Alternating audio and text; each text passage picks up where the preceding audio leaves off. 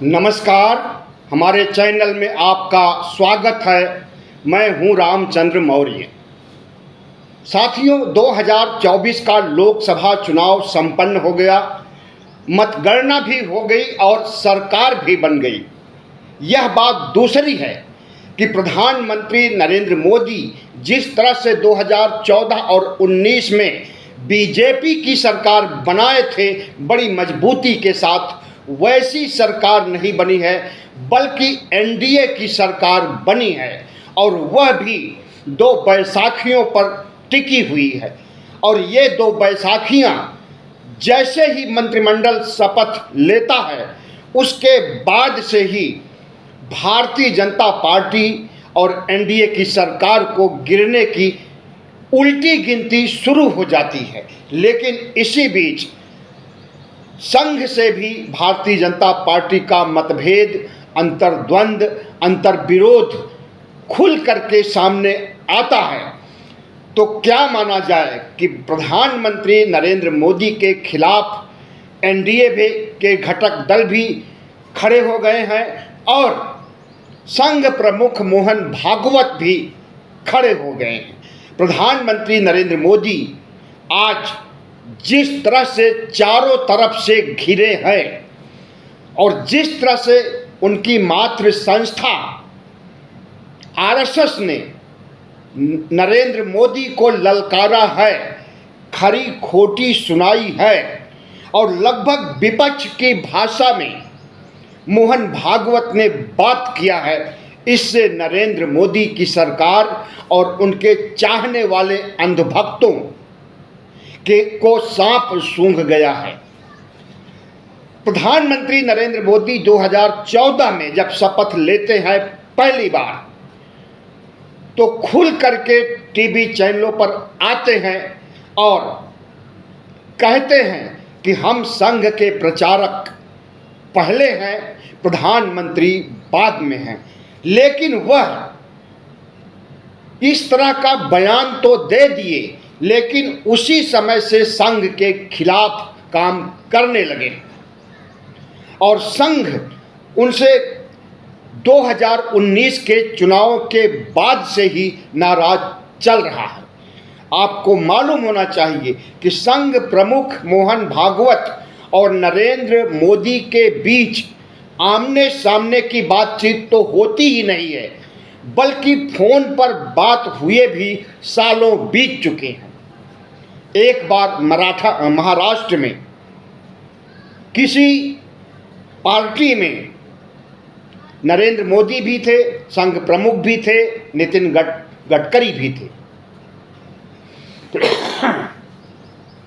मोहन भागवत ने कहा कि नितिन गडकरी के विभागों को और बढ़ा दिया जाए, इस तरह की बात उन्होंने कुछ कही थी। उसके बाद नरेंद्र मोदी ने तुरंत इसका प्रतिरोध किया, विरोध किया और उनके विरोध करने के बाद मोहन भागवत उठ करके चले गए, खाना भी नहीं खाए थे। उसके बाद से आज तक नरेंद्र मोदी और मोहन भागवत के बीच कोई संवाद नहीं हुआ, न फोन पर न आमने सामने।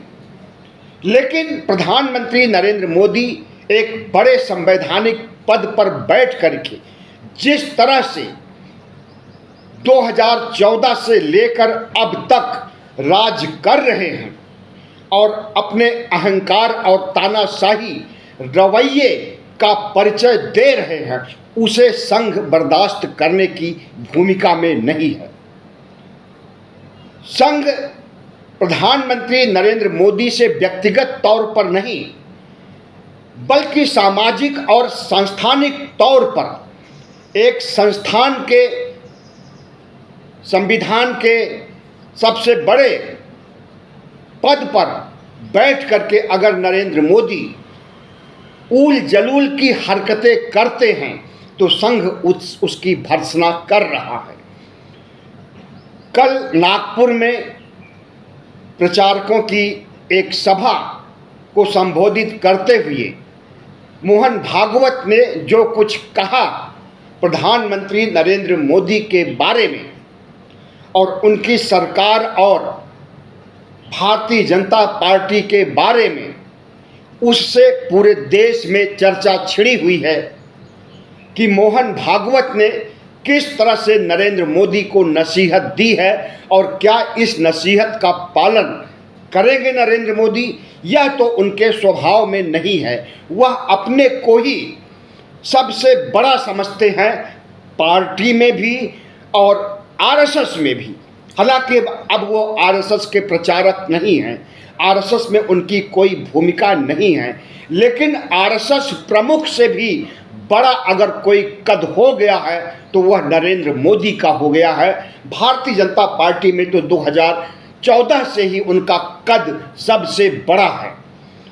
लेकिन सबसे दुर्भाग्यपूर्ण बात यह है कि अब वह न सिर्फ भारतीय जनता पार्टी और आरएसएस में उनका सबसे बड़ा पद हो गया है, कद हो गया है, लेकिन अब वह अपने को विश्व और सृष्टि ब्रह्मांड से भी बड़ा कद अपने को समझने लगे हैं और अपने को साक्षात ईश्वर का देवदूत समझने लगे हैं। और वह पैदा नहीं हुए हैं, बायोलॉजिकल नहीं हैं।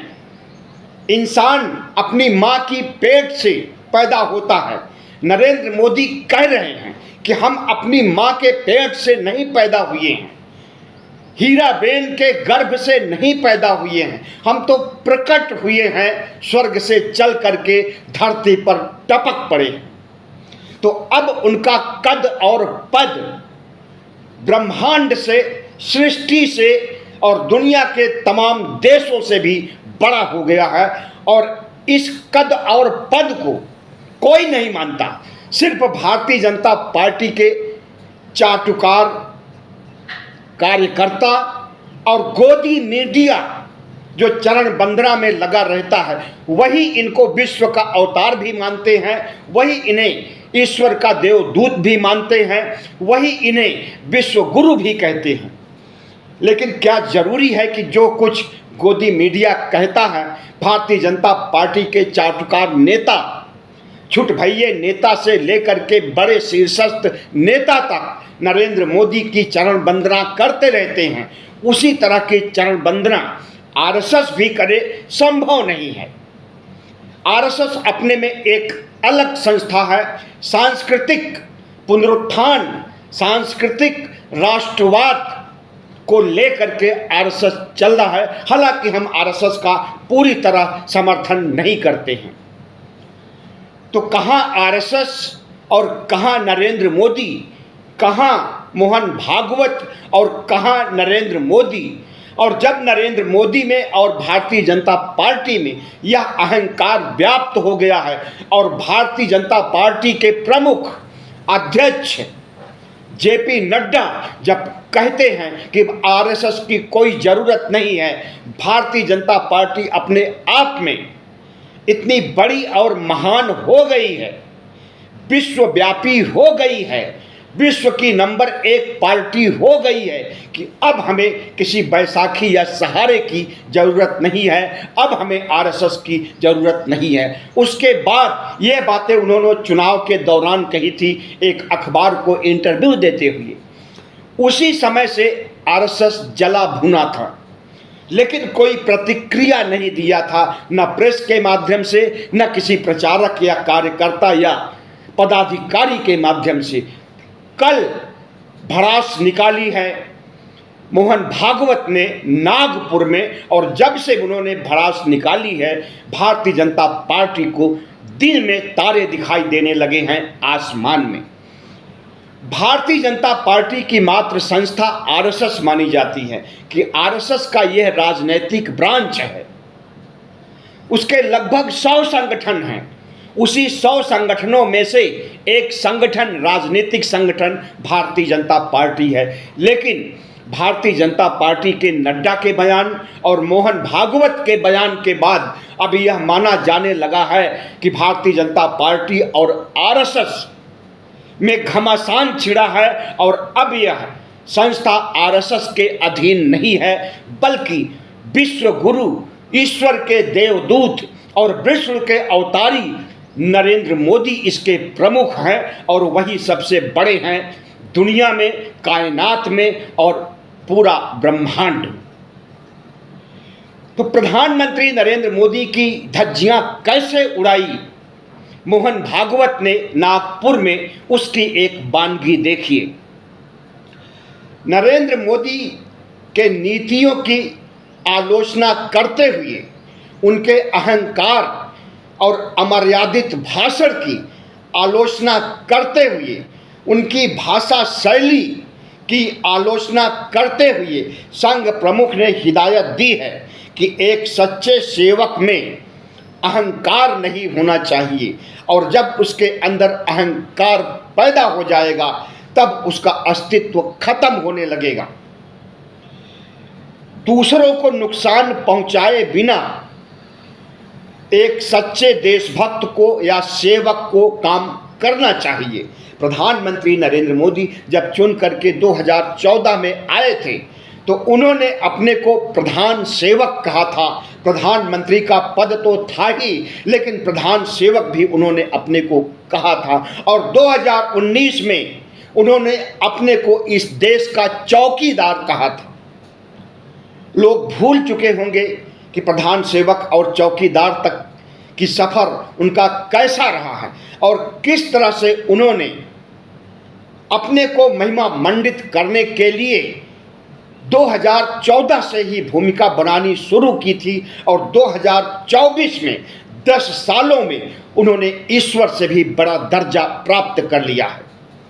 और यही दर्जा आरएसएस को पसंद नहीं आ रहा है। यही अहंकार आरएसएस को पसंद नहीं आ रहा। अहंकार ईश्वर से बड़ा होने का, अहंकार बीजेपी से बड़ा होने का, संघ से बड़ा होने का, अहंकार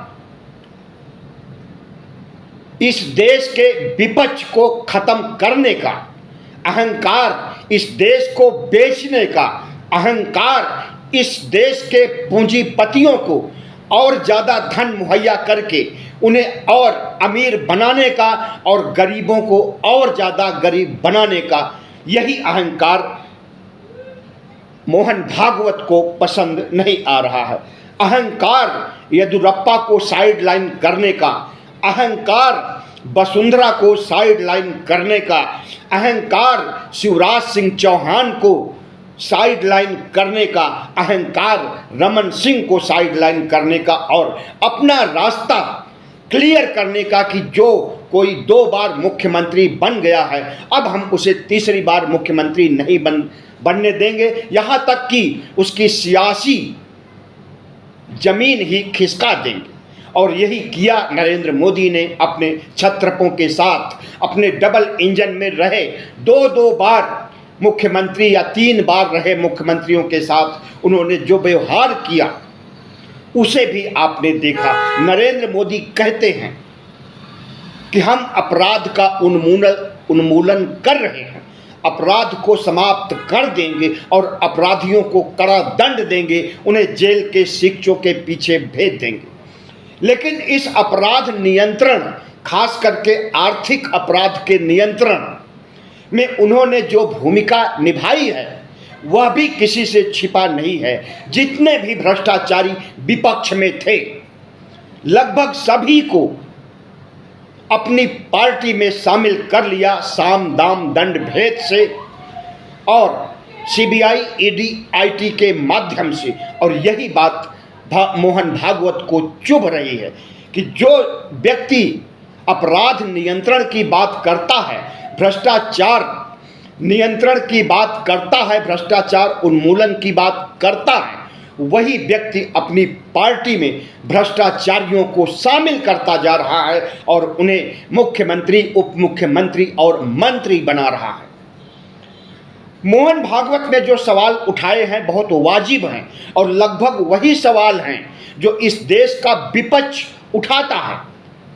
मोहन भागवत का यह भी कहना है कि इस देश में विपक्ष को दुश्मन के नज़रिए से नहीं बल्कि प्रतिपक्ष के नज़रिए से देखा जाना चाहिए। नरेंद्र मोदी ने पिछले 10 सालों में विपक्ष को दुश्मन ही माना है और उनसे दुश्मन की तरह व्यवहार भी किया है और उसमें से अधिकांश विपक्ष के नेताओं को सीबीआई, ईडी, आईटी के माध्यम से जेल में भेजा है। और कांग्रेस को तो जानी दुश्मन मानते हैं प्रधानमंत्री नरेंद्र मोदी। नेहरू से लेकर के राहुल तक का कद छोटा करने के लिए और अपना कद बढ़ाने के लिए उन्होंने पता नहीं कितने लाख करोड़ रुपए खर्च किए। राहुल गांधी जब न्याय यात्रा, पद यात्रा कर रहे थे तो उस समय उन्होंने कहा था कि हमारे राजनीतिक भविष्य को, हमारे कद को खत्म करने के लिए नरेंद्र मोदी ने हजारों करोड़ रुपए खर्च किया है। और इसका खंडन भी भारतीय जनता पार्टी के किसी नेता ने नहीं किया था। और विपक्ष को जिस तरह से, जिस नज़रिए से नरेंद्र मोदी देखते हैं और उनके साथ जिस तरह से घिनौना व्यवहार करते हैं,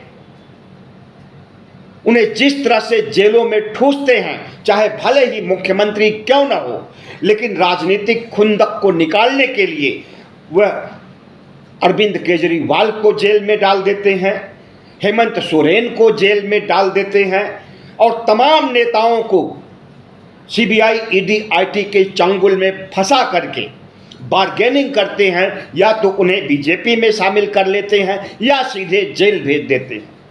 यही चीज मोहन भागवत को पच नहीं रही है। मोहन भागवत ने कहा कि तानाशाही बहुत दिनों तक नहीं चल पाती है, वो चाहे हिटलर की हो या अन्य किसी तानाशाह की तानाशाही हो। तानाशाही जिसके अंदर व्याप्त हो जाती है वह जल्द ही खत्म हो जाता है। प्रधानमंत्री नरेंद्र मोदी अपनी तुलना नेहरू से करते हैं। हर मामले में नेहरू का कद घटाने और अपना कद बढ़ाने की कोशिश करते हैं और उनका गोदी मीडिया और आईटी सेल 24 घंटे लगा रहता है नेहरू को नीचा दिखाने में और नरेंद्र मोदी को ऊंचा दिखाने में। अब नरेंद्र मोदी कहने लगे हैं कि हमने नेहरू के रिकॉर्ड को भी तोड़ दिया है प्रधानमंत्री बनने के मामले में। नेहरू जी कांग्रेस के प्रधानमंत्री 3 बार बने हैं, 1952 में, 1957 में, 1962 में। लेकिन प्रधानमंत्री नरेंद्र मोदी बीजेपी के प्रधानमंत्री 2014 और 2019 में बने हैं और बीजेपी 2024 के चुनाव में बुरी तरह से हार गई है। 272 के जादुई आंकड़े तक नहीं पहुंच सकी है, 240 पर निपट गई है।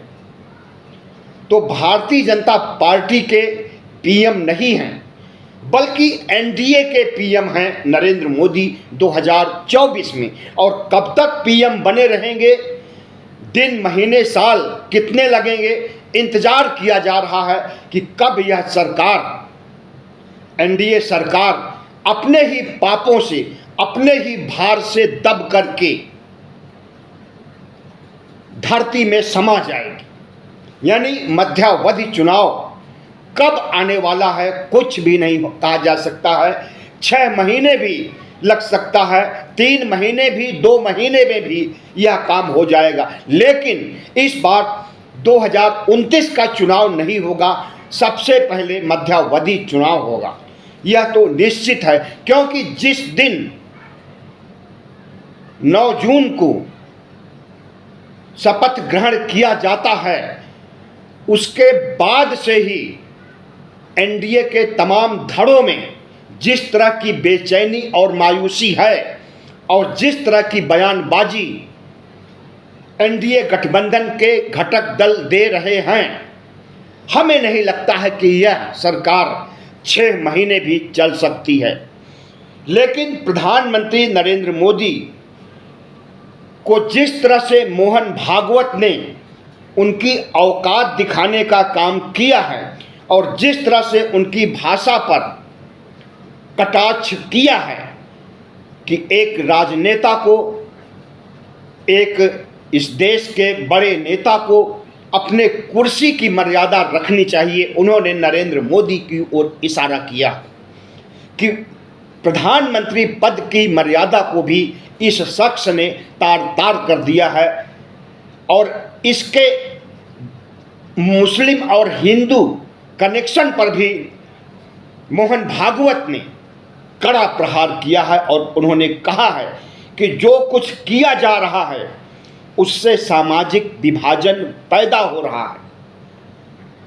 हिंदू मुस्लिम ध्रुवीकरण की कोशिश दूसरे चरण के चुनाव संपन्न होने के बाद ही नरेंद्र मोदी ने शुरू कर दिया था और किस तरह से निचले स्तर पर उतर करके मंगलसूत्र, टोटी खोलने, भैंस खोलने जैसे घिनौने शब्दों का इस्तेमाल करके प्रधानमंत्री पद की गरिमा को तार-तार किया था, उसे मोहन भागवत ने सांकेतिक तौर पर अपने भाषण में कहा है। बीजेपी के खिलाफ जो मुद्दे विपक्ष उठाता है लगभग वही सभी मुद्दे मोहन भागवत ने उठाया और अपनी नाराजगी जाहिर किया। अब नरेंद्र मोदी का क्या रुख होगा कुछ नहीं कहा जा सकता है। अपने को संघ प्रचारक कहने वाले नरेंद्र मोदी आज संघ के बहुत बड़े दुश्मन बन गए हैं। नरेंद्र मोदी कहते हैं कि हमने 35 साल तक भिक्षा मांग करके खाया है और किसी दूसरी जगह कहते हैं कि हमने 40 साल तक भिक्षा मांग के खाया है और संघ का काम किया है, प्रचार का काम किया है। और यही नरेंद्र मोदी जब सत्ता के शीर्ष पर पहुंच जाते हैं तो इन्हें संघ भी छोटा लगने लगता है, इन्हें मोहन भागवत भी छोटे लगने लगते हैं और यहाँ तक कि इस देश की साझा संस्कृति भी छोटी लगने लगती है और इस कायनात से अपने को बड़ा समझने लगते हैं। प्रधानमंत्री नरेंद्र मोदी का अहंकार जिस तरह से मोहन भागवत ने तोड़ा है और इस देश के मतदाताओं ने तोड़ा है, अब वो लगता है कि जमीन पर आ जाएंगे। आसमान में बहुत उड़ लिए 10 सालों तक, अब उन्हें जमीनी स्तर पर आकर के देश के बारे में सोचना होगा, देश के विकास के बारे में सोचना होगा। सांप्रदायिक विद्वेष फैलाने के बजाय सांप्रदायिक सद्भाव बढ़ाना होगा और हिंदू मुस्लिम करने के बजाय इस देश की साझा संस्कृति को अपनाना होगा। अगर ऐसा नरेंद्र मोदी नहीं करेंगे तो मोहन भागवत ने संकेत दे दिया है कि उनका साथ आरएसएस भी नहीं देगा। इस देश के मतदाता तो अपना रोष जता चुके हैं और लगभग आधी जनता भारतीय जनता पार्टी का सफाया कर चुके हैं। अगर नरेंद्र मोदी के अहंकार और तानाशाही रवैये में परिवर्तन नहीं होता है तो पूरी तरह से भारतीय जनता पार्टी को भारत मुक्त भी कर देगी इस देश की जनता भी। और आरएसएस के प्रमुख मोहन भागवत ने जो हिदायत दिया है, अगर उस हिदायत के अनुसार काम नहीं करेंगे तो समझ लीजिए कि गुजरात लाबी की खैर नहीं और इनकी जगह रथ में कोई और घोड़ा लगा दिया जाएगा। वो राजनाथ भी हो सकते हैं, नितिन गडकरी भी हो सकते हैं या अन्य कोई आरएसएस का पदाधिकारी भी हो सकता है। बहुत बहुत धन्यवाद। हमारे चैनल को सब्सक्राइब कीजिएगा, लाइक कीजिएगा और शेयर कीजिएगा।